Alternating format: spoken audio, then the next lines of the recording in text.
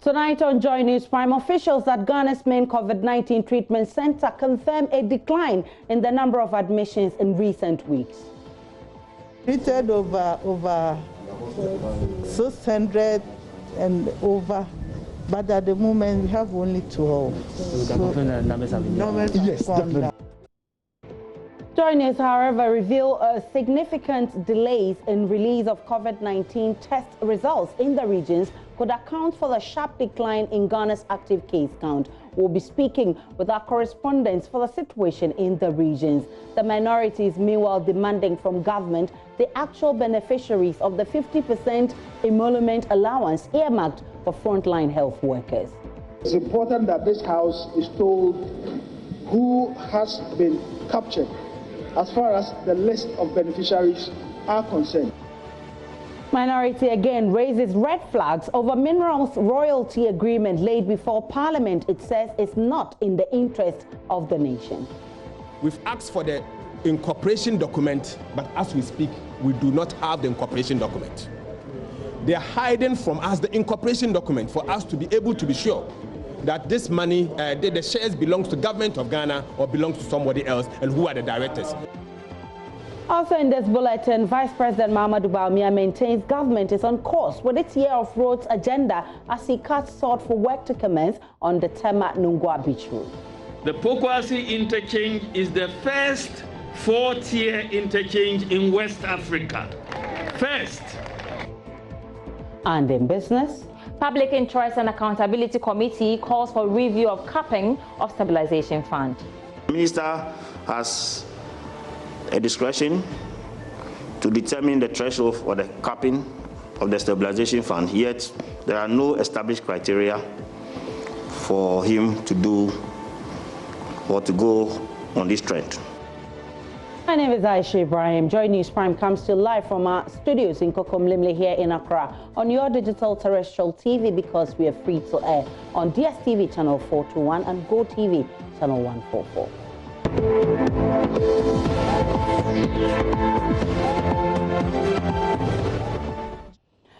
Many thanks for choosing us. Health officials in some of Ghana's regional capitals are lamenting significant delays in the release of COVID-19 test results. It comes as the number of active cases reported by the Ghana Health Service has seen a consistent decline in recent times. From 3,253 reported on August 4, the number of active cases have declined consistently to 1,906 on August 11. The decline corresponds with the number of persons receiving treatment in health facilities. Senior health workers at the country's main COVID-19 treatment center at the East Municipal Hospital say the number of patients on admission has reduced. Though they say this is encouraging, they're urging members of the public to continue to observe the safety protocols. They spoke with Joy News on the sidelines of a donation of PPEs to the facility by MultiChoice Ghana. We have really fought it, you know, from the government right down to the health workers and to everybody. The fight against it has been very strong, and I believe that is what has necessitated the low numbers. And so let's continue doing the fighting. Can we confirm that we began receiving less numbers of COVID-19 at this facility? Yes, at the moment we have, as compared to from the onset, at the moment we have about 12 cases. And at this time last month, you had more than that? More than that. We've treated over 600 and over, but at the moment we have only 12. So the numbers have gone down. Definitely. Even ICU, we don't have any case there. Managing Director of MultiChoice Ghana, Cecil Sunkwa Mills, applauded frontline workers for their efforts in reducing the number of active cases. Today we've gone another step, and in fact, if I say today, yesterday and today, we have done 2 donations for PPEs, namely 10,000 and K45 masks, and then also what we call disposable isolation gowns. We actually came up with this based on feedback we got from the COVID trust in the hospitals. So this morning, yesterday we were in Konfanoche, we gave them 5,000 each, and then we've done the same for Gais. This has a total value of about 600,000 cedis, which we've done as a donation.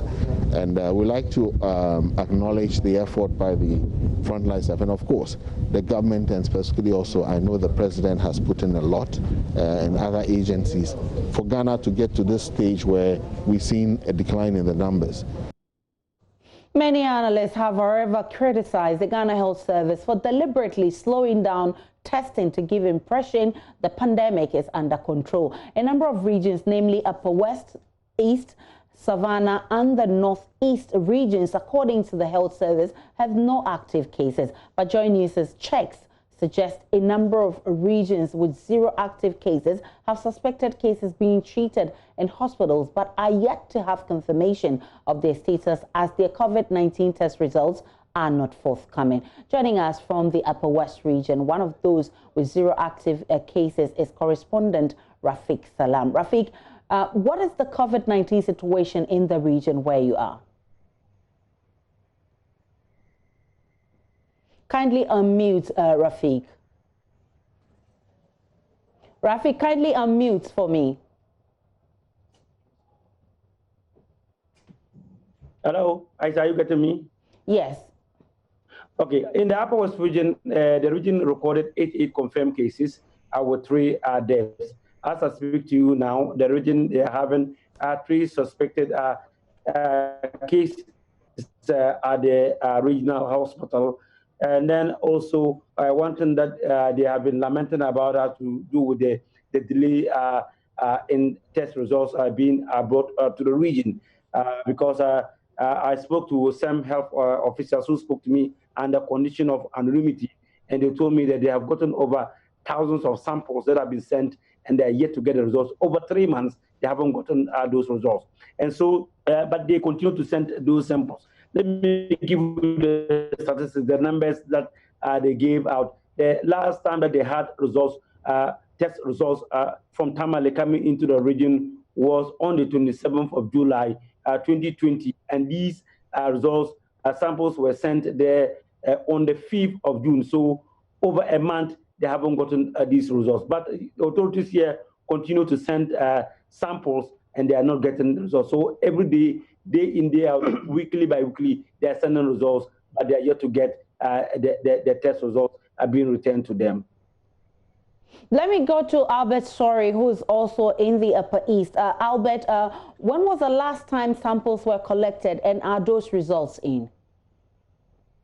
Yes, Aisha. So this evening, I spoke with the Upper East Regional Director of Health Services, Dr. Winfred Ofosu, and he told me that they have up to 260 samples in Tamale that they are waiting, to be tested, and the results are being sent to them. He said that these 260 samples were collected over the last 3 weeks, and so they are waiting for the tests to be done in Tamale for them to know the result. What we also know is that for now, the Upper East region does not have an active case of COVID-19. And the other thing that health authorities are trying to do is to equip the Navrongo Health Research Center to do sample testing as well. And so what the health director told me was that they are far advanced with the preparation of the Navrongo Health Research Center. And he's hoping that in the next 1 week, they should be able to, collaborate with officials from Accra who will do the training for the lab people that they have here, to help them prepare and go into testing. He says that almost everything is ready. They just need a few more of the laboratory equipment and the PPE, which the laboratory personnel will use when they do start the testing. And so latest in the next 1 or 2 weeks, the Navrongo Health Research Center should be able to, start, doing COVID-19 tests. Peter Seno is in the Ochi region. Peter, paint a picture for me how the situation looks like in your region. Peter, you're on Joy News Prime. I want you to explain to me and let me understand how the situation with our COVID-19, dealing with COVID, I'm told we've lost Peter Seno there. Let me go back to Rafiq Salam. Rafiq, in your region, what can you say about the protocols, the observation of the COVID-19 protocols? I will tell you that observing the protocols here it's nothing to write home about.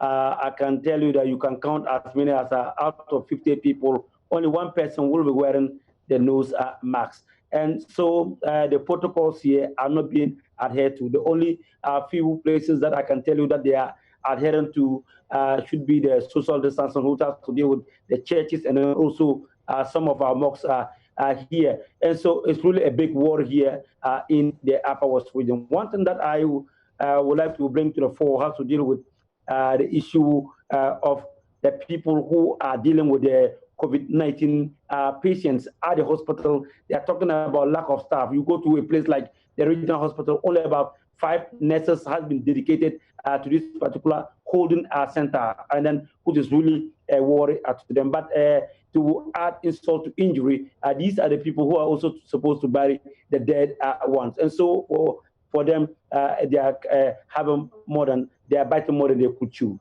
Do you think the fact that the region has recorded 0 cases is part of the reason people are behaving this way?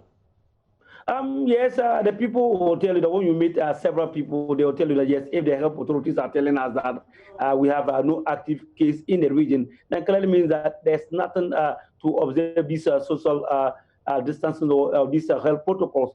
And so that may be another reason why people are not adhering to it. But you see, all habits that hard. But Albert, sorry, is the situation different from where you are?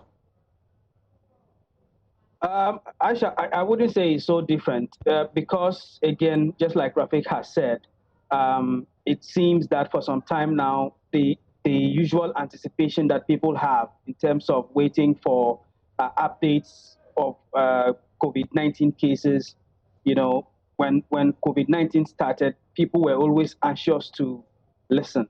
But it seems that all that has died down now. Now, when you attend public functions, you find that they do observe safety protocols and social distancing. What happens is that when you are in town, most people don't wear face masks like they used to when COVID-19 started. That is one observation that I have made.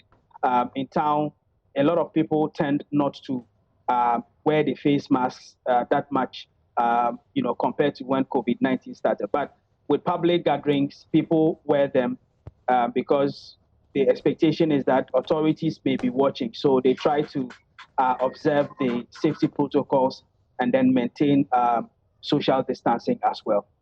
Albert Sorry is our correspondent in the Upper East region. Rafiq Salam is also in the Upper West region. I'm told Peter Seno is back. Peter, paint a picture for me how the situation looks like in your region.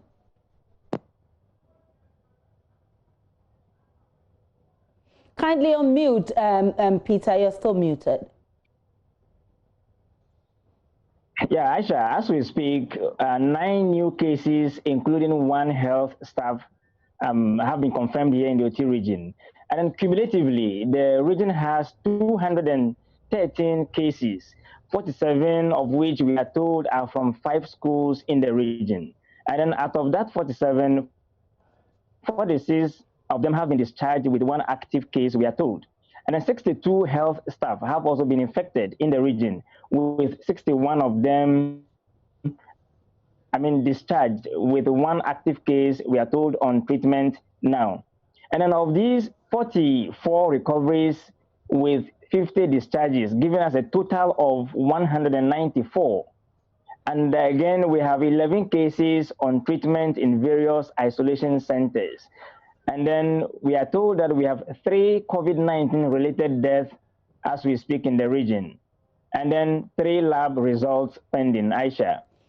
Tell me about the level of testing in that region and the challenges being faced, because the last time we heard, the region was facing lack of funds in fighting the COVID-19 pandemic. What's the situation now?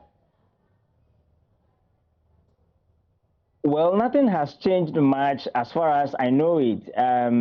Authorities here wouldn't talk much except for our sources that we can find very little from as we speak. And so, well, the last time I checked, there were a number of cases which results are pending. But as we speak now, official document says 3 lab results pending. And so that is what we can speak to officially.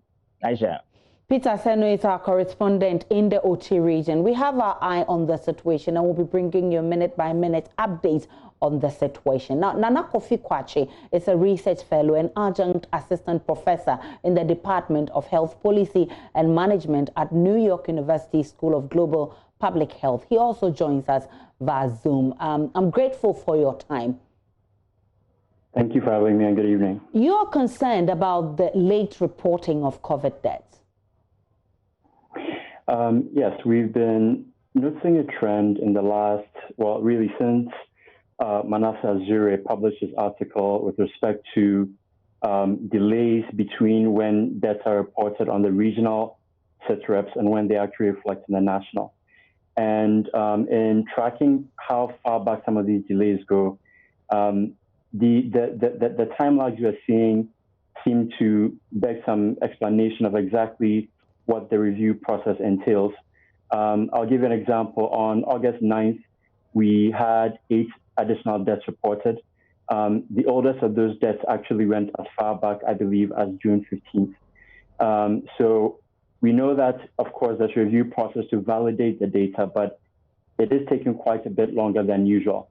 Now, in a country like ours, one of the reasons why we have to really make extra efforts to have accuracy on the data we do have and candor about the delays that do exist in the data is because we're already going to have a quite hard time estimating the total burden in terms of mortality of COVID-19. It's not just a question of the deaths that we know that are confirmed, but those deaths that we're unable to actually pick up because of poor testing in a country where there's already low health stabilization, and because of poor morbidity surveillance and mortality surveillance, which means we are likely to miss quite a bit.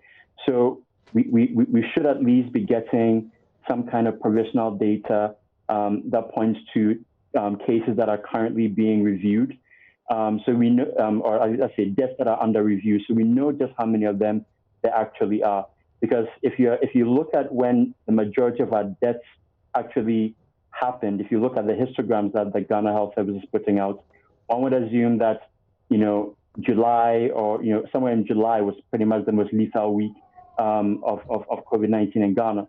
But since July 28th, none of the deaths that actually have been updated in that time reflect to the period after. So we know that the spikes in death often follow the spikes in infections, and most of the data we should be seeing, if these were relatively newer deaths, would have to do with that spike in infections we saw in late June, in the 4th week of June.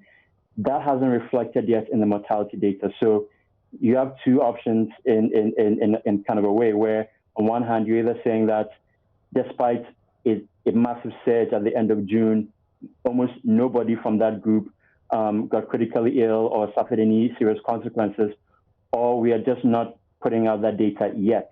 And if those are still in the review process, given that they would correspond to a period of high infections, it helps with risk perception and risk understanding if we at least know how many of those reported deaths are under review. Now, it's useful because we want to be able to make correct estimates of things like our fatality data. So what we are looking at right now is a case where we are still finding out the actual mortality of COVID-19 in Ghana, sometimes 8 weeks, sometimes 6 weeks after it actually occurs. Clarify this for me, Nana. How really does this impact on the fight against COVID-19, the late reporting? Well, like I said, what we're trying to do is to estimate things like the total mortality burden of COVID-19. the data on deaths, as I've said a couple of times on different shows, doesn't affect necessarily our planning around what we do next. But it is useful for us to understand how serious the actual our local epidemic is. It allows us to actually get a correct estimate of things like how we can plan further ahead in the pandemic and to study that data that we're getting to understand what the dynamics are over time. Now, any lagging indicator like deaths or hospitalizations, those are data about management and consequences. So what we want to really focusing on when it comes to actual interventions really would be the infection rates and the test positivity rates. But the death data actually allows us to really study and understand the nuances and consequences of those infections. I'm grateful for your time. Nana Kofi Kwache is a health analyst and an adjunct professor all the way from the United States. The minority in Parliament is meanwhile demanding answers from government on the actual beneficiaries of the 50% COVID-19 emolument allowance meant for frontline health workers. The MPs are alleging some BNI officers have been included as beneficiaries. This was after Parliament approved tax waivers to the tune of 174 million Ghana cedis for the health workers at the front line of Ghana's COVID-19 response. A report of the Finance Committee said 21.6 million Ghana cedis has been spent on additional allowances for the personnel for April, May and June 2020. Kumbungo MP Ras Mubarak has objections to some of the workers captured as frontliners. It's important that this House is told who has been captured as far as the list of beneficiaries are concerned. It is very important that we know exactly which category of employees.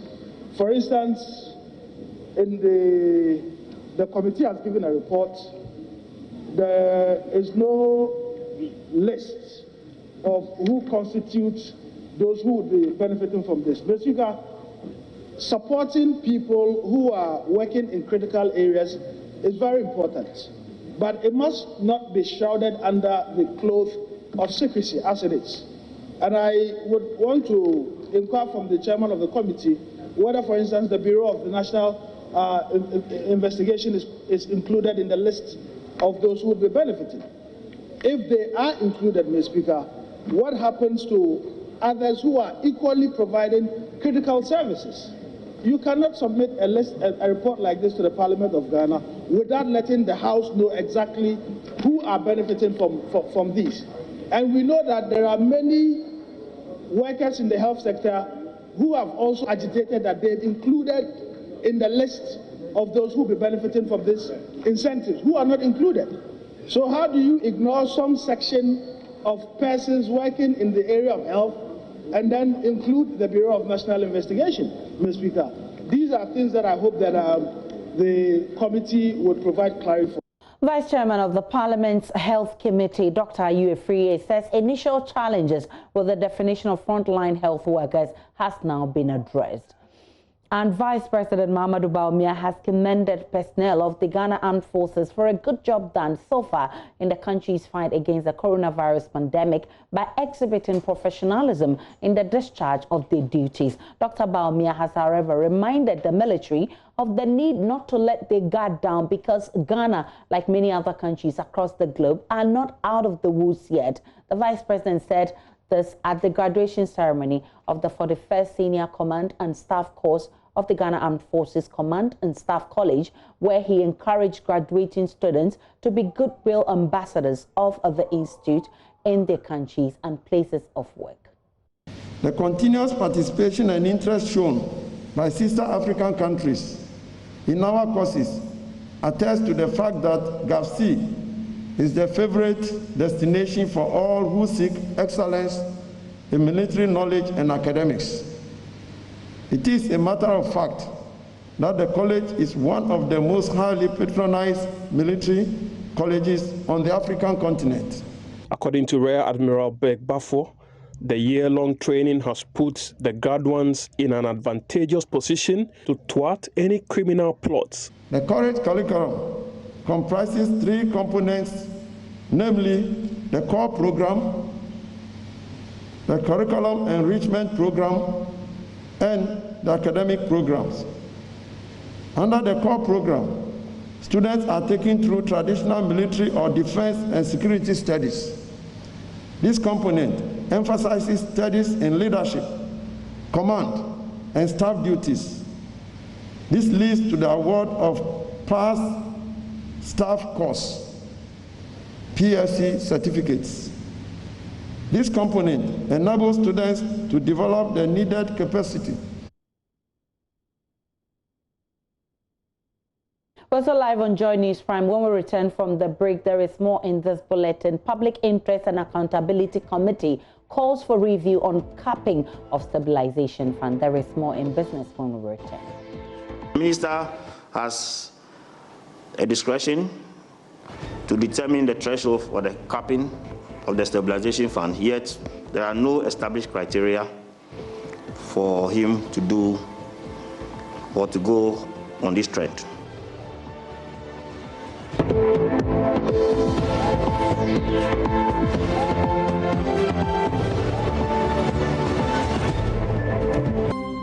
Glad to be here on a lovely Friday evening. Hello everyone, I am Sandra Sinamapin and I'm here for business. The Public Interest and Accountability Committee is worried about the inability of government to set criteria for capping the stabilization fund. Speaking at the launch of its first issue paper on the management of the petroleum revenue, chairman of the committee, Noble Waza, believes there is a need for a different approach in the capping process. The Stabilization Fund, which was initially capped at $300 million, has been reviewed to $100 million due to the outbreak of COVID-19. Government is expected to use the $200 million excess to support other budgetary allocations that may be affected by the impact of the pandemic. But Chairman of PIAC, Noble Waja, said there should be a criteria for the capping. The minister has a discretion to determine the threshold for the capping of the stabilization fund, yet there are no established criteria for him to do or to go on this trend, even though he has to do it with approval of Parliament. Speaking at the launch of its first issue paper, technical manager of the committee, Mark Ajiman, has been explaining the need to use the country's petroleum revenue judiciously. Currently in 2020, due to the COVID-19 pandemic, it has been capped at $100 million. 2018-2019, it was at $300 million US. Now, let's assume that this pandemic prolongs into 2021, and we have reduced petroleum revenues. $100 million US cannot even cater for a quarter expenditure with regards to programs and projects under the ABFA. The committee also raised concerns about the inability of the government to complete projects on schedule. The latest round of Utriye weekly draw has seen Bashiru Bukari, a farmer at Abrankasi, win the ultimate prize of 20,000 cedis. In an interview with Joy Business, elated Mr. Bukari says the reward came at the right time as it will enable him to start his dream business, that is mobile phone and accessories business. My colleague Bismarck Awasa has more. Bashiru Bukari, a farmer at Abrankese, has emerged the lucky winner of 20,000 cedis from Utriye lotteries that operate through 787. At the prize presentation, Mr. Bukari explains how this money is going to help him to establish a family business.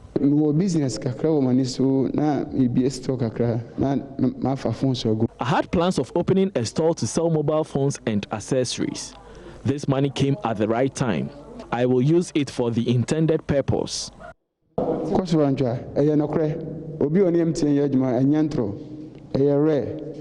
game is real, and I'd encourage the general public to partake in it. The head of customer experience, Richard Banfo, says their new draw will reward 50 players with 200 cedis each, while Thursday draw will reward 6 lucky players with 1,000 cedis each. Saturday will see the biggest draw in the history of lottery, with a lucky winner taking away 508,000 cedis. This Saturday, we are rewarding 508,000 Ghana cedis as the jackpot value. Now, amidst the jackpot value category prizes for everyone. You should pick your code dial *787# now and stand the opportunity to be the jackpot winner. Remember, if your lot number is randomly selected as the unique prize winner and the letter matches, you win the jackpot. Dial *787# and then you can equally win that prize. That'll be all for business for now, but Becky is standing by with show business. I'll be back after 8 p.m.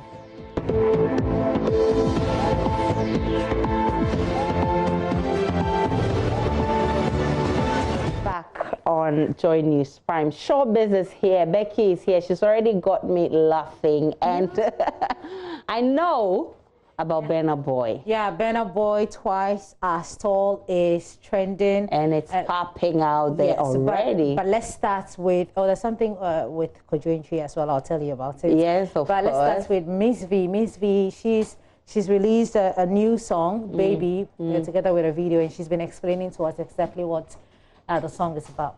All right, so that was Burna Boy. Burna Boy, and also I have to note that Amatedu, our very own Amatedu, was featured on that particular album. So you have to go back and listen very well. And, yeah, go and listen. I won't give you all the details. But let's talk about Kojointri. Your promo, let me tell you that the promo is solid. You mean it's fantastic? Very super. Oh my goodness. And you were dancing. I wish we could dance right here. But Kojointri, he's been talking about social media, the essence of social media. Yes, I think a lot of people, have been abusing social media lately. Yeah, that's true. But of course, he's talking about why we should make use of the positives and allow the negatives to go. I mean, we shouldn't focus much on the negatives because we need to create the right environment for the young ones to flourish. We need to give them the support. The support base that some of us had, the foundation that we built ours on was a foundation that was built by the Nana Mpedu, Akwabwa, Yiti Mesa, Ejakonimo, and the rest, And so we couldn't fail. We could only come here and shine. All right, I will be looking forward to this particular interview on PM Express Personality Profile at 9 p.m. At 9 p.m. today on the Joy News channel. So you should stick with the Joy News channel and stick with Aisha. She's got all the juice. In about an hour. Sports is next on Joy News Prime. Hello, good evening and welcome to the first part of the sports segment with me, Oreku Ampofo. We do start off from some Ghana football, where the Executive Council of the Ghana Football Association has approved an amount of $100,000 to purchase 6,000 footballs for grassroots football development via the FIFA Forward program. Now, this was announced by President Keto Kraku during a working visit to the Greater Accra Regional Football Association. Was announced by the president of the GFA, Ket Okraku, on Thursday when he met executives of the Greater Accra Regional Football Association during a working visit at the Accra Sports Stadium. These footballs will be distributed to the 10 regional associations for use at juvenile league game centers, women's Division 1 league clubs, second and third division clubs, and the juvenile U17 Inter-Club Champions League. Here on a purpose, and the purpose is to say kudos to this family for all the support you're giving to the current administration. When I walked through the door, indeed I felt at home. I felt there's a family here because of the comradeship that I have seen already running through everybody's face here. We have grassroots football at heart. We believe that if we place more premium at the grassroots level, Ghana football will be much, much stronger. Now, just as an example, in the years that our U17 teams were very dominant, in the years that our U20 was ever present at the big tournaments, the Black Stars was very strong. The Football Association, that is the council, has decided to invest $100,000 from the FIFA Forward 1.0 into the purchase of footballs for grassroots football. Indeed, we still believe that even this is not enough.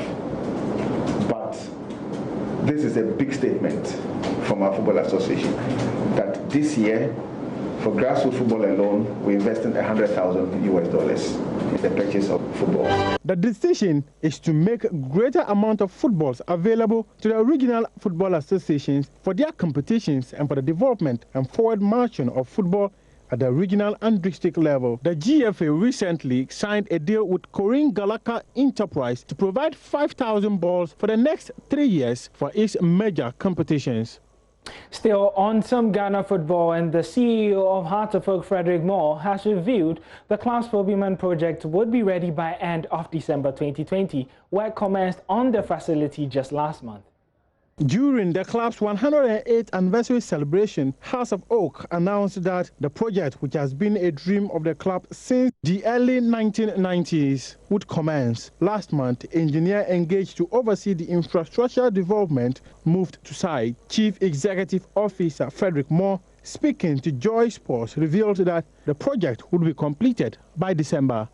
The total time schedule is for 6 months, but I normally allow another 3 months. So all our planning is to complete by the end of December. Okay, so we are hoping that at the end of December, the minor things, if you've been at big project sites, they finish, and it takes about another month doing the small things, tidying up, making sure that all the electricity work, all the water works, all of those things needs to happen. And that's why I sort of allow another 3 months to make sure that we can get all of those things done. Due to rains expected in the coming months, there are fears the timeline scheduled for completion could be missed. However, Moore claims the work done so far on site shows they are ahead of time. There's a lot of work going on, and as we initially said, that there will be a local contractor on site doing the basement and the foundation, and that would take about 3 months. So that's where we are. We've done about a month and a half. That wraps it up for the sports segment. But before I go, just a reminder that Bayern Munich are beating FC Barcelona 4-1 in the Champions League quarter-final. But that will be wrapping it up for the news. For those of you on Joy Prime, do stay tuned as it continues on Joy News.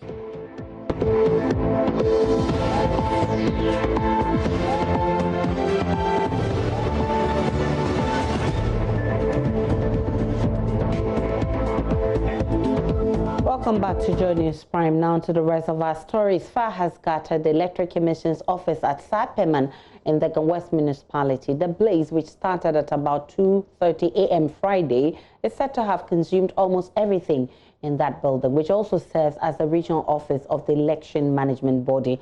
Officials of the fire service and the Ghana Police Service have begun investigations into to ascertaining the cause of the fire. Manuel Cranting has more. We'll bring you that story later in the bulletin, but the Electoral Commission has launched a probe into the fire outbreak, which scattered its regional office at the Sapeman area. The Commission is, however, unable to disclose the extent of damage. Acting Head of Public Affairs, Mrs. Silviano, assures the outbreak won't affect preparations towards the December 7 polls. Listen to Silviano, who says the Commission is yet to establish if the outbreak could be linked to arson. He spoke to my colleague, Baka Wilson. Right now, we can only speculate, but we are liaising with the Ghana National Fire Service, as well as the security agencies, to get to the root of the matter, to find out what catalyzed the fire, what brought about the fire. Now, we need to know. But preliminary, what has been your investigation? I'd rather we wait till the end of the investigation so that we can come out boldly and say what went wrong. What really happened. We need to get to the bottom of the matter to know how the fire started. Yeah. So apart from the work of the Ghana National Fire Service, will the Commission independent investigate what led to the fire? It can only be a collaboration between the Commission and the... in fact, we are an interested party because it happened right at our doorstep. So we are an interested party. But we need to get professionalism, and that is the reason we are collaborating with the Ghana National Fire Service and the security agencies so that they can add on as far as professionalism is concerned to get to the bottom of the matter. So you started investigating? Of course, we have. Investigations have started. Do you have any suspicion? I mean, some say you're going into an election year. So we're in an election year, going into the elections itself. You recently conducted some registration exercise. Is it your suspicion that perhaps this could be linked to the activities that you are running for the year? We can all speculate, but as to whether our speculation is right or wrong, that's another matter. So what's your speculation? And this is quite a sensitive issue. So I personally wouldn't want to speculate. I wouldn't want to veer into that arena at all. But what's your suspicion? I would want to, as a commission, we are waiting for the investigations to be complete, and then definitely we'll come out with the findings. We've already picked up information that the fire outbreak has damaged the data center of the commission. That is not true. It's not true? The data center is intact. The fire gutted a warehouse at the regional office and not the data center. There are speculations that the data center is destroyed, social media, some of these things you cannot. Once there's fire, people start speculating, some of these things will happen. But whether that is the truth or not is another matter altogether. And from the source, I'm telling you that the data center is intact. It hasn't been affected at all? Not at all. It's safe. So let me take this opportunity to assure Ghanaians that our data center is safe.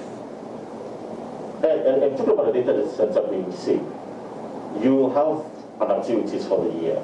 Very soon you'll begin with the nomination of presidential and parliamentary nominations and all of that. With this, the warehouse that has been gutted, because I know you have vital documents in there, is it going to affect your activities in any way? I began by saying that these are old materials, old items. And let me reiterate that the outbreak will not in any way affect the conduct of the 2020 presidential and parliamentary elections. We are soldiering on as a commission. Let's now go back and look at scenes of the fair. So behind me is what's left of this storage facility here at the regional center, like regional office of the Electoral Commission at Sapeman. A fire gutted the facility around 2:30 a.m. we're told, and has razed down the entire building. Behind me you can see some ballot boxes and then also some ballot papers. We're told all the materials that were in there are old materials of the commission. Oh, I don't think we have lost anything sensitive regarding our current operational activities.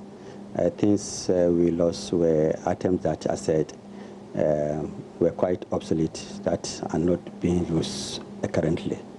So in terms of our current operational activities, I don't think the items that we have lost will have any effect on them.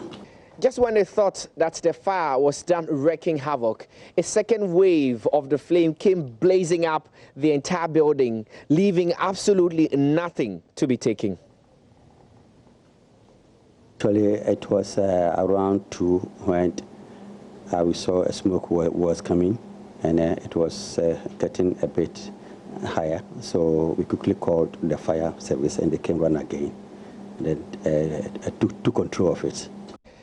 From burnt windows to smoked walls, the only thing that could be salvaged by the fire service was the frame of the building itself. Well, eyewitnesses say the desperate calls of the security man on guard woke them up to see this building in flames. Well, they quickly called the fire service, which also rushed to the place and helped douse the fire.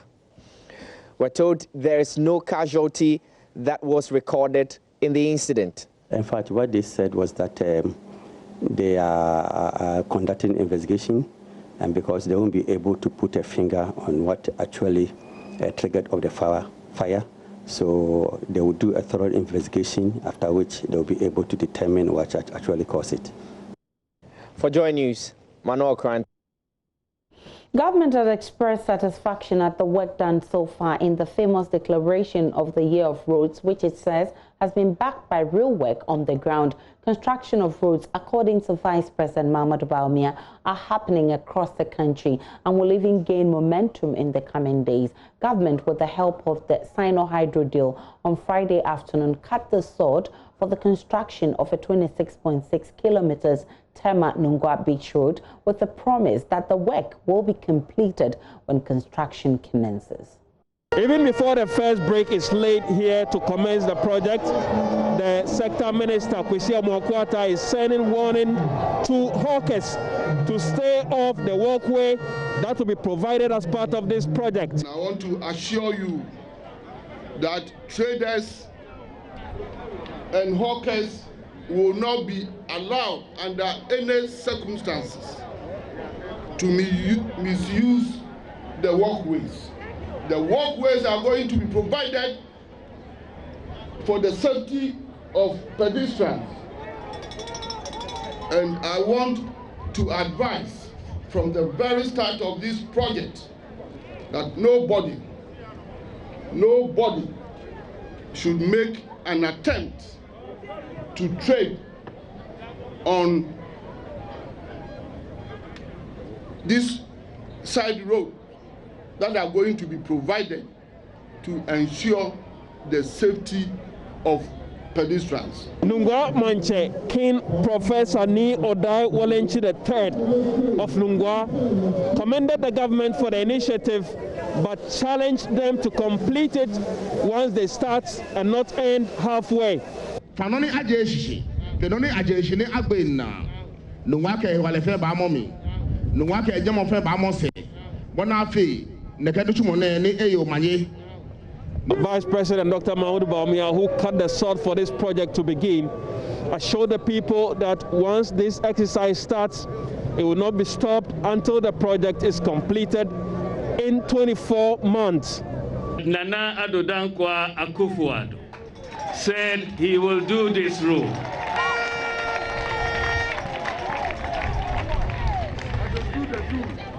Nyenlea Keshi, Nana Addo Dankwa Akufo-Addo, Ke Ebafe Efe. Hello. Ke Ebafe Efe. Mokobake Ebafe, but yen one leg Ke Enye.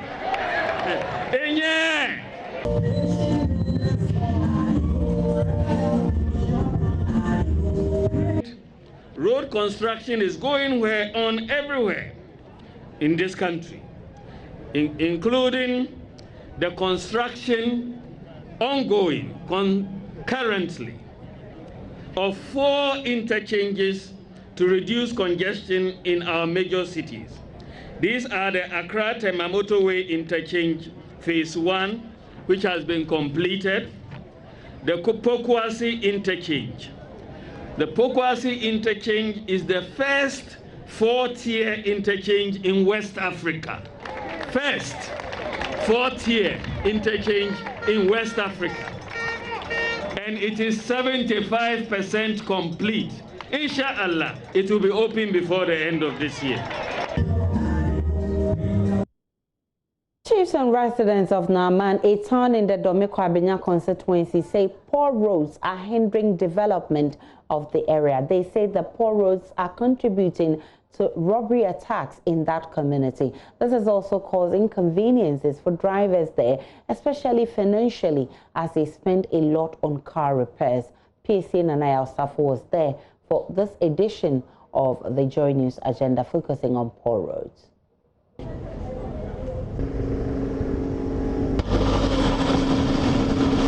Naaman is a town in the Ga East Municipal District, sandwiched between Hacho, Agboba, and Ashoman. It also falls within the constituency of Dome-Kwabenya. Potholes in the roads are a common trend here. Residents tell me it has gone on for far too long.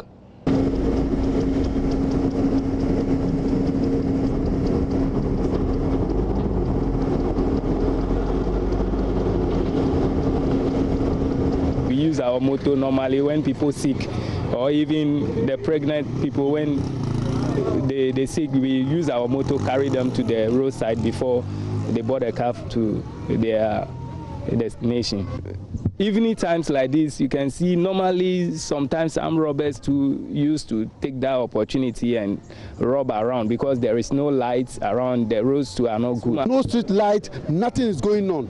So now we are suffering, and we are helping the market men, the market women. We are helping them. So the way we are here, because how the road is, we are suffering. And the road is very bad, and they're spoiling our cars. That's the place we don't have anything. That's the place we are walking and doing and then helping our wives and then our children. So how the road is, if they didn't come and help us, we don't know what to do. So please, they shouldn't come. We will no vote. If they didn't do that road for us, no road, no vote. So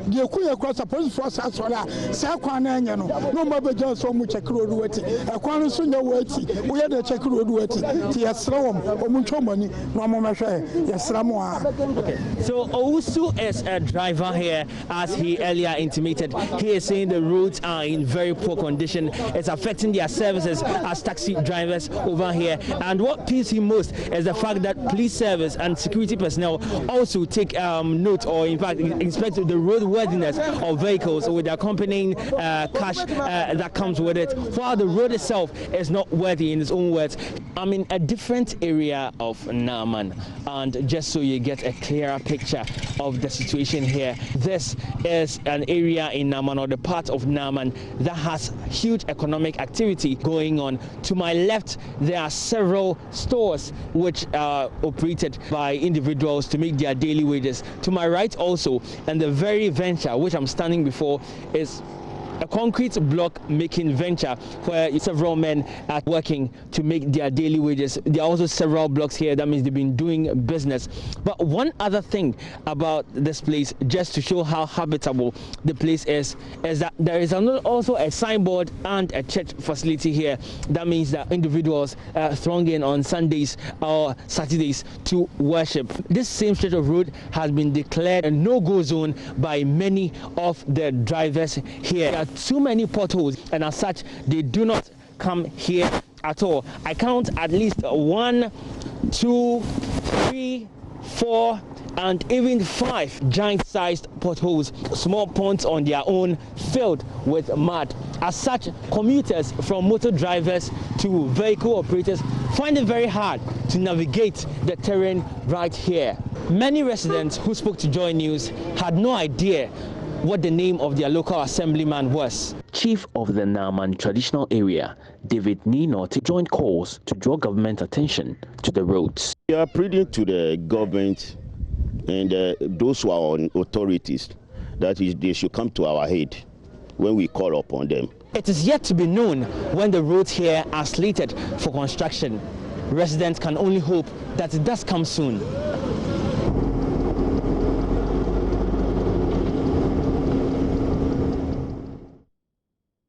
Well, Joy News correspondent Joseph Opoku-Gakpo caught up with the Deputy Minister for Roads and Transport, Anthony Kabo, who admits to seeing the story aired earlier. He says active works are ongoing and asks for patience from the residents. He could, however, offer no timelines for completion of work. We did a story recently from Domi Kobina, and the major complaint, as you all know, I had the report. I had the report that you made on Domi Kwabena, and the people are worried. And this problem has been outstanding for God knows how many. Don't forget that the Domi road is also connected to the Domi Ketasi road, which is an exit route for us. And that road is currently under studies. We have gone through the loan agreement in this house, the Saudi fund, which is going to be dedicated to constructing that road. And so, as we speak, currently there's some works going on within the Domi community. I'm sure you would admit that some major road works have gone on in the area. And I think that the people of Domi must be patient. This is the one government that is paying attention to addressing the road conditions in Ashomang, the road conditions in Domi, in Pilatu, and in all those sprawling. I mean, I can't tell because, you know, I know the work is ongoing and I know that the contractor is doing his possible best, but all these roads cannot be constructed at the same time. We need to prioritize. And in prioritizing it. Others will come first, others will come second. And so when I listened to your report, I actually made a follow-up. I checked, and I was told that this particular road is part of the general road works within the Dome-Kwabena, but the contractor is currently starting from somewhere and eventually will get there. Were you given any timelines on when, for example, they'll get? Well, it's difficult. We're in the rainy season at the moment, you know, and once it begins to rain like this, most construction sites, most workers on the construction, the contractors will not want to go in and do some works, and later on they get destroyed by rains and all of that. So I think that people and the commuters and communities where they have deplorable roads must continue to be patient. We will try as much as to come to bring those roads up so that they can be used in a short term, but in the long term, the plan is to ensure that we deal with all these roads as a component. And you will see that in the last few days, Parliament has been very busy with all the financing agreements to ensure that these roads can start in earnest. And so we're on course, and I think it's a tough job, but we're on course. And still in Parliament, the minority is raising red flags of an agreement between government and Ejapa Royalties Limited, which they say will give the firm of a $1 billion revenue expected to accrue from the country's mineral resources. Deputy Finance Minister Abna Sari laid the Minerals Royalty Investment Agreement before Parliament Thursday night for approval. Previously known as Asase Royalties Limited, the company has since changed its name to Ejapa Royalties, and the minority says the company was incorporated in a tax haven city in the UK without oversight from Ghana. Minority spokesperson on finance, Kesel Atoforsen, claims government has paid about 2 million cedis already to a Ghanaian firm called African Legal Associates as legal consultants for the transaction, which they say is out of place. He says the minority will oppose the deal. Today is another sad day for our democracy. I say this because, strangely, the government yesterday evening laid before Parliament a request for approval of a transaction agreement and a tax exemption for government of Ghana to monetize our mineral royalties in a form of a transaction and to securitize it for today's revenue. What I'm trying to say is that we all know that as a country, we earn royalties from our mineral leases or mining leases. As a result, if you are to look at the budget statement every year, there is an amount of money that comes into the budget statement. In fact, for the year in question, the year 2020, if you are to look at the budget statement carefully, government of Ghana is going to bring in a revenue of 1 billion Ghana cedis from mineral royalties. What this government has decided to do is that from now to the next, say, in perpetuity, so many years to come, they have decided to go and borrow against these royalties. So the future government will not get money from the mining mineral royalties, but rather they will get the money today and spend it. Strangely, they are trying to hide behind a structure that is quite new and alien to our system. And today, when we met at the Finance Committee to look at the details, we were shocked. We were shocked in the sense that government, in doing so, has decided to incorporate a company called Ejapa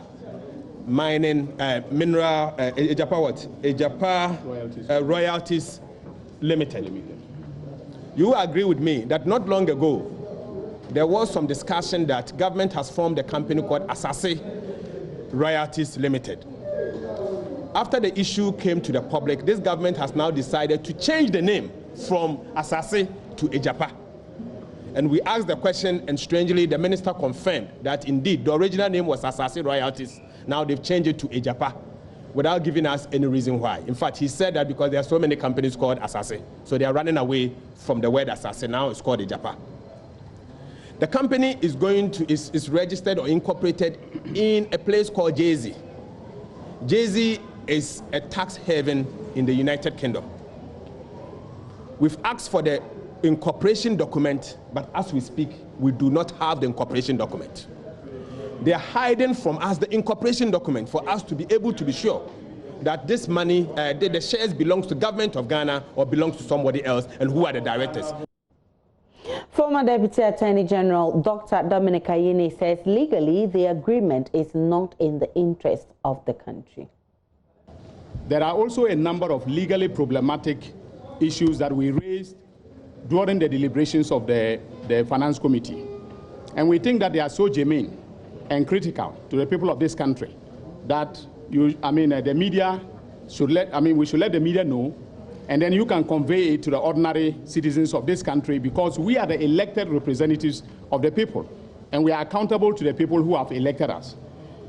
One of the key legal issues that we raised at the meeting, which was not answered satisfactorily to us, was an issue in relation to the Minerals Investment Fund Amendment Act.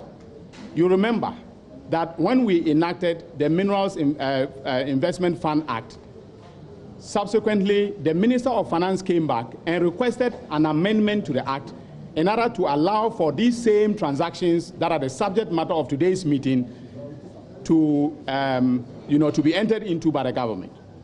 And so the amendment came, it was duly passed by Parliament, and has been sent to the President for his assent. Now, under the Constitution, the President may decide not to assent to an act that has been sent to him, that has been passed by Parliament, but on the basis that he disagrees with what Parliament has passed.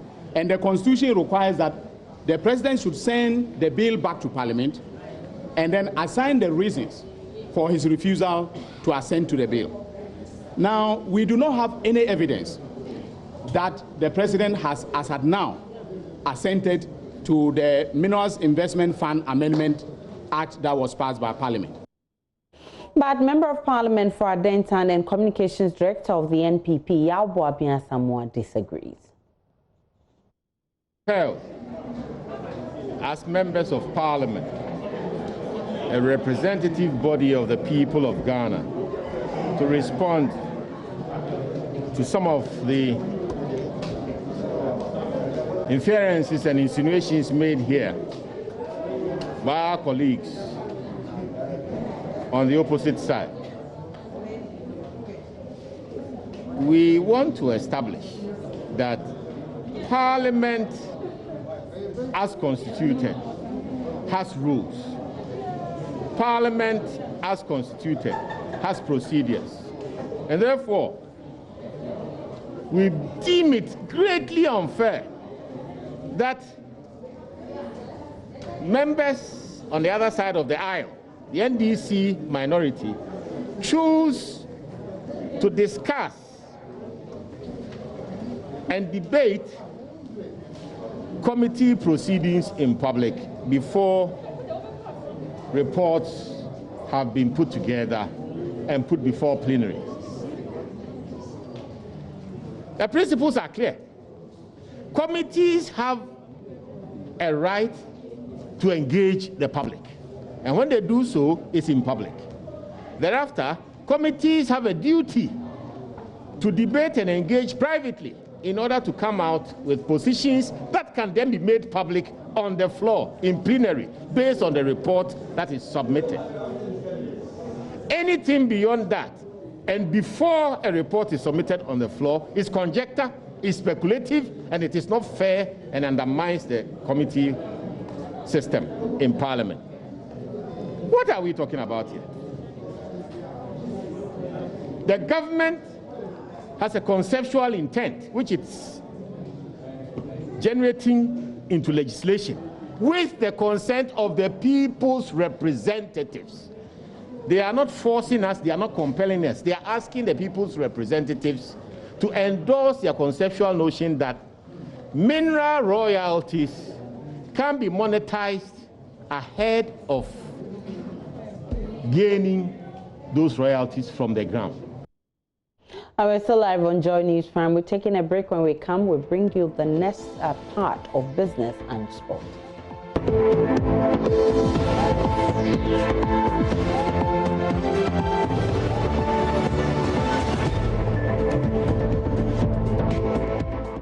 Welcome Welcome back to the last part of business. The Western North region has over 500,000 hectares of cocoa farms.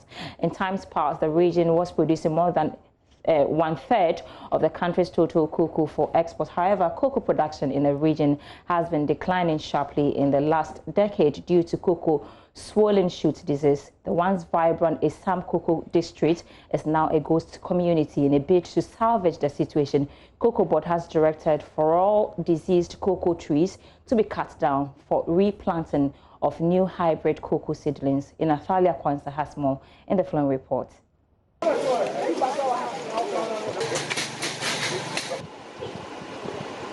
80-year-old Stephen Ewua has farmed cocoa all his life in the small town of Adiepena in the Bia West district of the Western North region. Before his farm was affected by the cocoa swollen shoot virus, he was harvesting over 300 bags every season.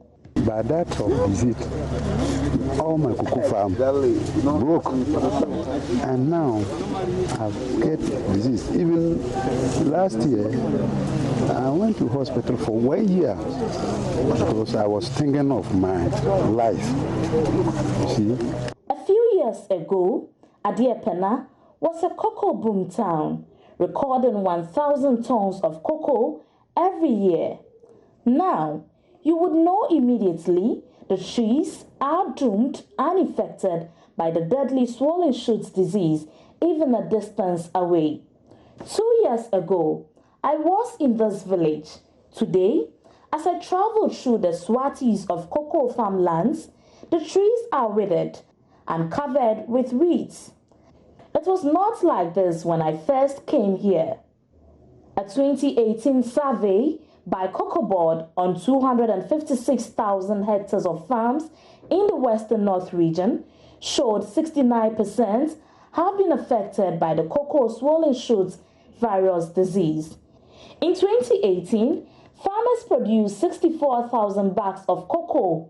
Last year, they only had 30.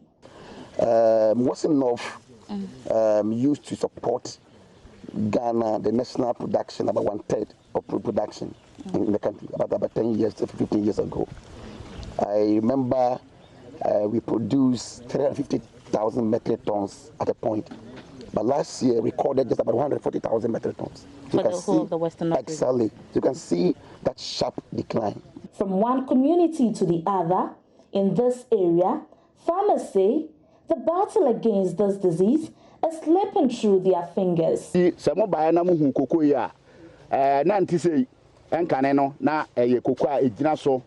Eka dubia na yenya kura eka ohade yetuminya but enede a 100 bas enne ya meka say eka du bag ba kokora untuminya den enya but enne meka say ukuta koko eka du a bag ba kokora afi no behia unya. There is no chemical to control the cocoa swollen shoot virus. The only option is to cut down the trees and replant. In a bid to ensure that the disease is controlled, Cocoa Board has introduced the cocoa rehabilitation program. We have started an intervention, the cocoa rehabilitation program, which is aimed at ending this menace.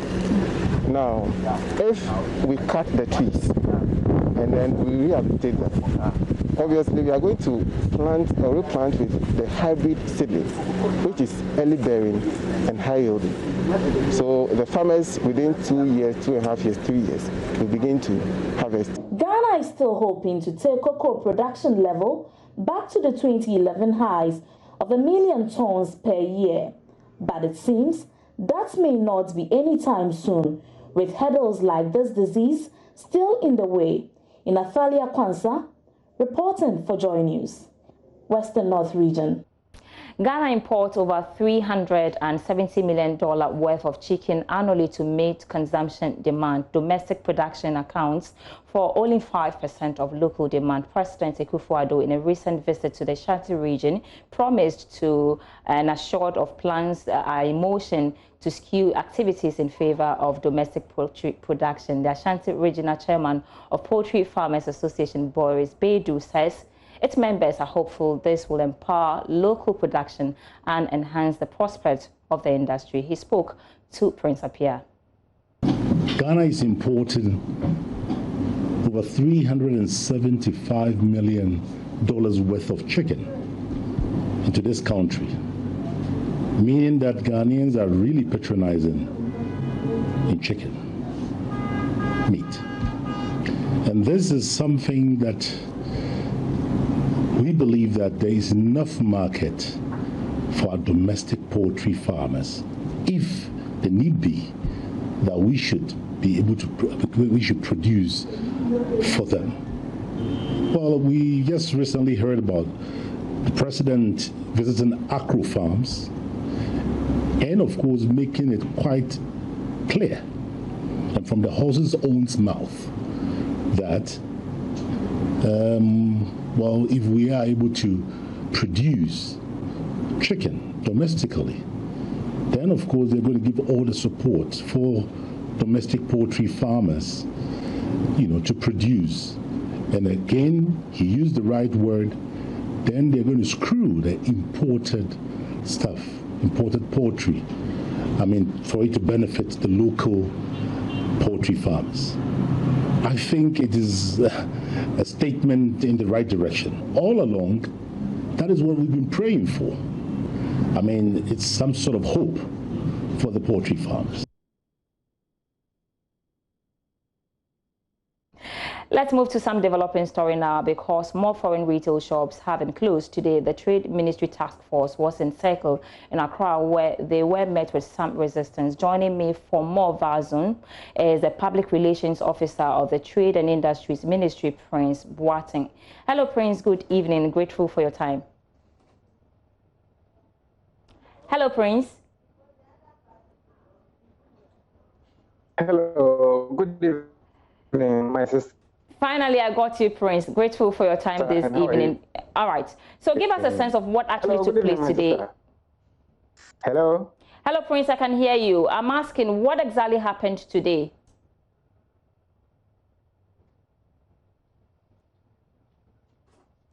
Prince, are you there? Can you hear me, please? Looks like we are having connection issues with Prince, but we want to talk about happenings in the retail market, because a lot of shops were closed today. We understand 153 shops were closed by the task force from the Ministry of Trade and Industry today. Yesterday, there was a similar exercise, and then that resulted in some chaos at the retail market. So we're trying as much as possible to get to Prince to get some answers as to what exactly took place today and what's the way forward for this whole exercise. And then the whole confusion in the retail market. Do we have Prince now? Hello, Prince. Yeah, I can hear you so clearly. Great. So, give us an update on what exactly took place today.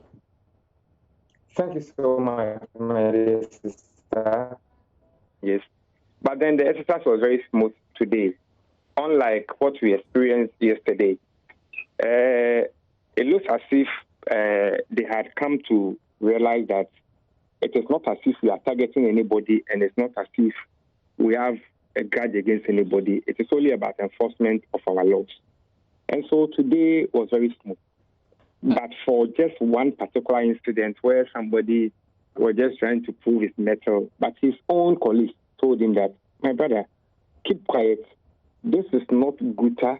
This is the ministerial and presidential task force that is here, and allow them to do their work. Today, we enjoyed a lot of cooperation from the foreign retail trade community. Well said. Prince, we understand 153 shops have been closed so far. Is that correct? That is true, my dear sister. Well, I want to really understand. Your support, the task force is doing both verification and lockdown. Some affected persons that we spoke to yesterday had raised concerns about the criteria being used in this exercise. Some say they have certificates to operate, yet their shops were closed. Can you explain why? That is where an opportunity on such a big platform as yours is so important for me to clarify this issue, and thank you. You remember that from Monday to Wednesday, we were at Abosokai. We have not been there before, and that was our first time of going there. natural justice only demands that you don't just go and lock somebody's shop when you have not given him enough notification. And so when we went to Abosokai, the idea was to paste notices there and to give them 14 days to regularize their things and come to show us proof that they have done what we have asked them to do. In 14 days' time, we are going back to Abosokai. And when we go and they've not done what we have asked them to do, their shops will be locked. But when it comes to Circle, you will recall that as far back as December last year, retail trading in this country per hour laws are reserved for Ghanaians. And so Ghanaian traders do not understand why foreigners should be engaging in that. I think that has been well established. I know that has been well, yes, yeah, we know that already. Their own hands and we asked them to stop it, which they did. Now, when they stopped, we asked you that if go and do the right things and come and show us proof that you have done what we want you to do. We waited and waited and waited. To date, I've been talking to their president. He's a close friend of mine. Nobody has brought us anything. Now we come to the market, and it is when we have come to do enforcement that some of you are coming to show us your documents that you have done it. Our presence there yesterday and today was not to inspect their documents. All right, Prince. It is assumed that they should have got it already. So all right, so Prince, yes, as part of the retail laws, you're supposed to employ at least maybe 20 people and also have $1 million investment. Are you sticking to that, or there's some sort of understanding to once you have the certificate to operate, you'll be allowed to? We are sticking to that, my sister. But you know something? Sometimes, even we have what we call, is there not something that we call human fees? So we are demanding about 6 or so things from you. At least from December to now, if you are minded to respect our laws as a country, I've registered with Registered General Department, I've paid my taxes, I have a residence and work permit. Right. If you bring all these things to us, all right, Prince, I think this retail issue is a big one. It's a developing story. The task force is still working, so we'll follow up for an update. Unfortunately, technology didn't help us earlier to have a lengthy conversation, but we thank you so much for joining us. Now, Brent crude sold for, lost some 0.11 cents to trade at $44.86 an ounce. A barrel details.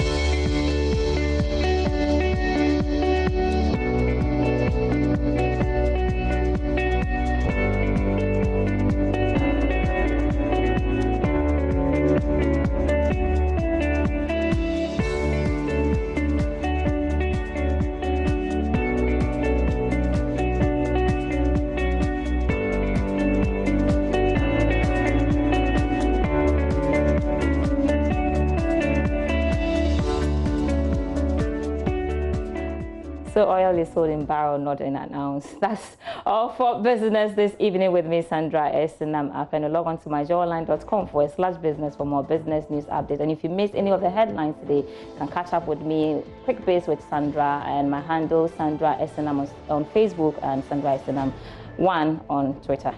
Thanks so much for watching and have a great weekend.